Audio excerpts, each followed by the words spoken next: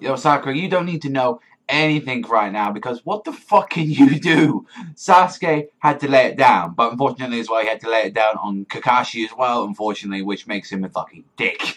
It's like, how this chapter starts off is like, oh, what's going on outside? What can we do? And it's like, Sakura, please, you can't do anything. Like, come on, like, guys, like, you've got Naruto and Sasuke right there, fucking god level. What do you want this fucking crusty bitch to do? It's like, she just wants to be just sit there and cry and just wonder why Sasuke doesn't love you. That is all you're gonna do right now. And then even as well, I just felt so bad for Kakashi. It's like, even Kakashi had to be, he's a real man when he fucking admits how useless he is at the moment. It doesn't mean that Kakashi's always been useless. Kakashi's always been a boss in my eyes, but it's like, goddamn, right now, Kakashi, we need something else right now. Like, you need a new Sharingan, otherwise you're pretty much out of this battlefield. Like, and then we see from this bit, like, we see everyone's dreams, which actually was kind of, like, really hitting home with, like with the characters in general, because I thought this is what they've all dreamed about. You see, like, Hinata being with Naruto and Neji still being alive with, like, their sister. Like, Kiba as well, become a crusty Hokage. It's like, Kiba, you are not going to be Hokage. Fuck off. Like, you are not. You are so fucking terrible. And it was like, one thing that really kind of saw is, like, Shikaku as well, like, when he was saying, oh, marrying is a pain, it's like, that was kind of saying, you know, oh, I want to marry Tamari, like, that's how Shikamaru is. It's like, that kind of, like, made a lot, like, you know, everyone, this is what they want to be in the end, you know, Shikaku's married to Tamari, you know, Tsunade as well. Tsunade's and Gaara's one were pretty much some of the more ones that hit home, who's, like, Tsunade having Dan as Hokage, Jiraiya's back alive, her brother as well.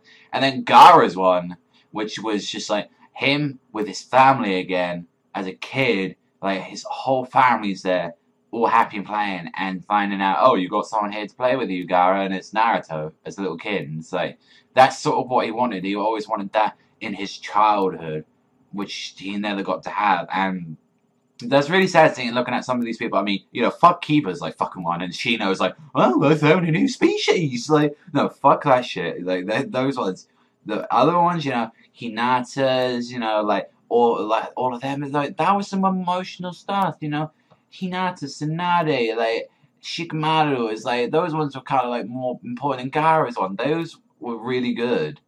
But it's like, I really did enjoy that part of, like, seeing them. I mean, yeah, they did, like, show pretty much every fucking one's dream of that situation. And it was like, but I thought that was pretty enjoyable for, like, the chapter that I saw, like, especially some of the characters. And it's like, when we see them, like, get out of the Genjutsu, since, like, the only way to get out of it is when the moonlight is not shining, which is their perfect time to get out. And it was like, oh, Black Zetsu is like, what are you going to do now? And I was like, Black Zetsu, please, what are you honestly going to do against Naruto and Sasuke? Like, please stop. He was like, and it's like, Madara arrives saying, like, look at it, I have turned hell into heaven.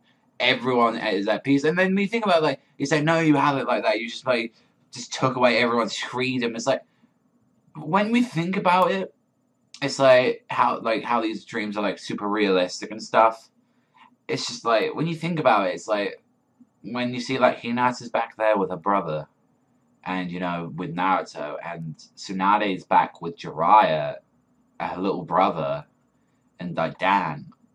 And it's just like, also as well, and Gaara having his childhood back, having something that he never got to have because he was a weapon for the Hidden Sand Village.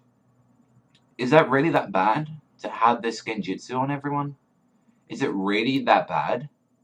Like, to be honest, if it was going, like, a little personal here in this one, if I could exchange stuff in my life now for a heaven, I think anyone would do that. Personally, I would go, yo, fuck it, go straight in, take me there. Like, it's just, I'll jump in one of those fucking pods myself if I have to. Like, I don't know, it's just like, when you got an offer of paradise, but that's the thing, like, when you wake up, or people are going to force themselves, like, to wake up saying, no, this isn't, like, the real stuff like that, then, I don't know, it's just, like, to be honest, I would have preferred being in that pod, because you're forever going to be happy. Like, that stuff, I mean, you won't learn anything from it, because you'll probably be dead after a while, but, like, still, it's just forever going to be happy. And then, that what the fuck moment in the chapter, when, like, freaking Black Zetsu stabs Madara, and then it was just like, oh, I'm not, the Black Zetsu. Because we always thought that, the Black Zetsu was just like Madara DNA, and the white one was, like Hashirama sort of thing,